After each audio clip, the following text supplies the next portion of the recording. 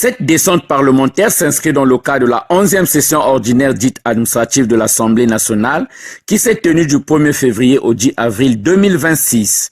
Au cours de cette descente, le député de la circonscription unique de Mongoundou Nord, Anissé Ndoumangoi, a remis officiellement à l'État les clés du poste de santé de Pungu qu'il a réhabilité et équipé en médicaments, lits et matelas, appareils microscopiques et bien d'autres appareils de santé.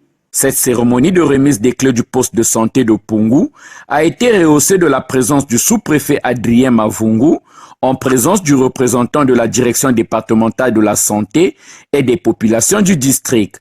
Prenant la parole pour son mot de circonstance, Anissé Ndoumangoi a souligné ce qui suit. Pendant des années, les femmes enceintes, les enfants fébriles, les personnes âgées et ceux qui souffraient devraient parcourir des dizaines de kilomètres pour rejoindre le centre de soins de Binanga. Combien de vies ont été perdues en chemin? Ce poste de santé va accueillir, soigner et protéger nos familles.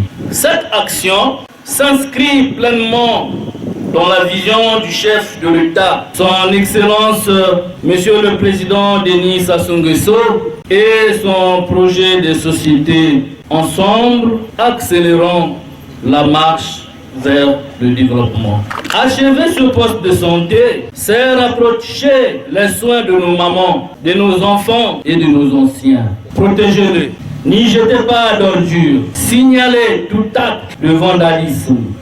Après son mot, le député de Mongoundou Nord a remis au sous-préfet les clés de ce poste de santé pour qu'il soit mis au service des populations. Le sous-préfet, à son tour, les a transmis aux services utilisateurs après avoir remercié et félicité le député pour l'acte posé. L'acte que vous posez cet après-midi entre bel et bien dans le processus qui consiste à mettre en œuvre la vision de son Excellence, Monsieur le Président de la République, chef de l'État, Denis Sassou Nguesso et son gouvernement, qui voudrait que chaque Congolais, où qu'il se trouve, dans un milieu urbain, rural, qu'il reçoive les soins de santé de qualité et à moindre coût. Donc, pour ce geste, nous vous renouvelons notre profonde gratitude. Les populations, quant à eux, n'ont pas tari d'éloges aux députés pour leur avoir approché les soins de santé. Ce n'est pas d'abord le premier qu'il a fait dans le district de Mongoundou Nord. Il a commencé par la réfection de l'école primaire de Mongoundou qui aujourd'hui est praticable déjà.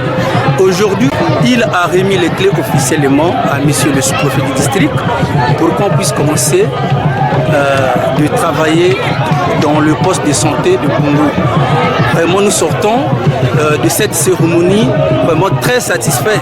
Outre la remise des clés du poste de santé de Pungu, Anissé Ndoumangoi s'est entretenu avec les jeunes du district dans la salle de réunion de la sous-préfecture, question de bâtir les stratégies pour la mise en œuvre de la formation à la conduite et à la couture, dont le matériel avait déjà été acheté.